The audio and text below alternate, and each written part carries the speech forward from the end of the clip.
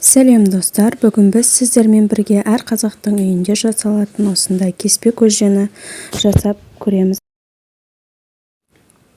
Ең алдымен бізге пияз, ет, сәбіз, картоп қажет болады. Қызған майымызға пиязымызды салып қуырып аламыз.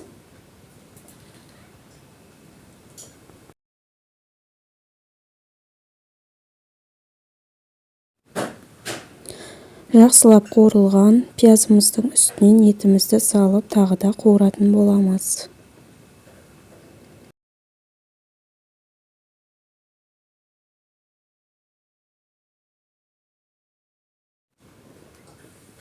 Енді сәбізіміз бен картопымызды бірге салып жақсылап қуырып аламыз.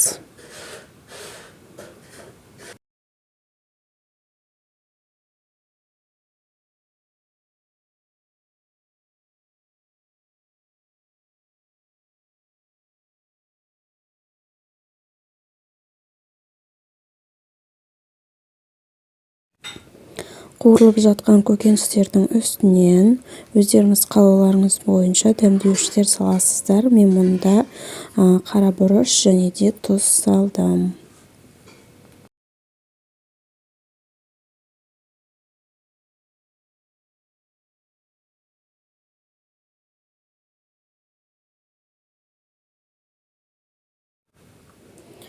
Үстінен томат немесе помидорларыңызды турап салсаңыздар болады. Мен мұнда қысқа дайындап қойған қолдан жабылған томатты саламын.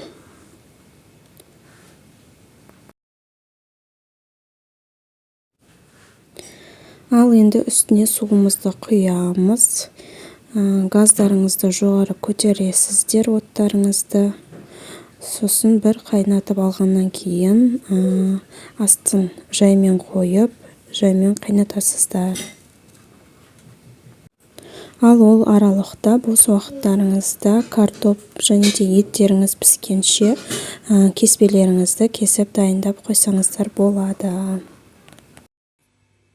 Қыздар, мен ерекше кеспем бұл морозильникте сақталады. Қазір көрсетем. Біз морозильниктен нанға дейін сақтаймыз. И сосын микроволновкада ерітіп аласыздар осы нандарды. Бір свежий болып шығады нандарыңыз.